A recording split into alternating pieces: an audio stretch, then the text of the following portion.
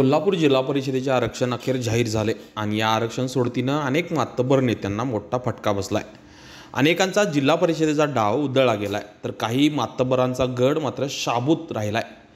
यंदा जिल्हा परिषदेच्या अध्यक्षपदासाठी महिला आरक्षण असल्यानं अनेक नवीन चेहऱ्यांना संधी चालून आले, पण ज्या दिग्गजांच्या मतदारसंघावर आरक्षणाची कुऱ्हाड पडली ते आता इतर मतदारसंघ शोधणार की निवडणुकीच्या रिंगणातूनच बाहेर पडणार हे पाहणार आहोत। सुरुवात करूया हातकणंगले तालुक्यातून। या तालुक्यात 11 पैकी तब्बल 6 गट आरक्षित झाल्यानं मोठी उलथापालथ झाली।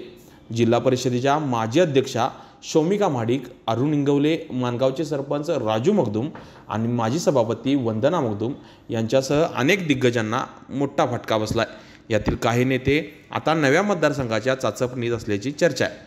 आरक्षणामुळे फटका बसलेल्या इतर नेत्यांच्यामध्ये माजी उपाध्यक्ष मंत्री हसन मुश्रीफ यांचे समर्थक सतीश पाटील यांचा समावेश आहे। गतवेळी गिजवणीतून निवडून आलेले सतीश पाटील यांचा मतदारसंघ यंदा सर्वसाधारण महिला गटासाठी राखीव झाला आहे, त्यामुळे त्यांची यंदाची संधी हुकली।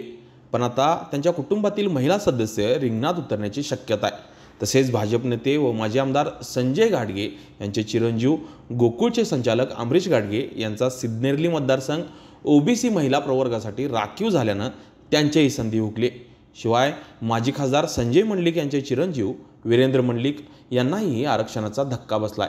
दुसरीकडे भारतीय जनता पक्षाचे ग्रामीण जिल्हाध्यक्ष राजवर्धन निंबाळकर यांनाही यड्राव हा ओबीसी महिलांसाठी राखीव झाल्यानं आपला मतदारसंघ गमवावा लागलाय। रोकडी मतदारसंघातून निवडून आलेल्या स्वाभिमानीच्या सदस्य आणि सध्या शिवसेनेत असलेल्या पद्मावती राजेश पाटील यांनाही या आरक्षणाचा धक्का बसलाय, कारण रोकडी मतदारसंघ हा एससी प्रवर्गासाठी राखीव झालाय। आता पाहूया संधी कुणाला मिळू शकते।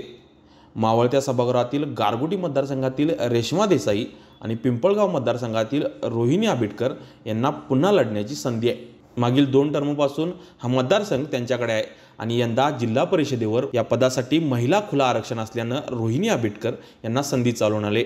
एकूणच कोल्हापूर जिल्हा परिषदेच्या आरक्षणाने अनेक दिग्गजांना बाहेरचा रस्ता दाखवलाय, त्यामुळे हे नेते आता शिरजोर होतील की शेकँड करतील, नवीन मतदारसंघ शोधून आपला गड शाबूत ठेवतील की निवडणुकीच्या रिंगणातून बाहेर पडतील हे पाहणं औत्सुक्याचं ठरणार आहे। या निवडणुकीतील प्रत्येक घडामोड आम्ही आपल्यापर्यंत पोहोचवत राहू।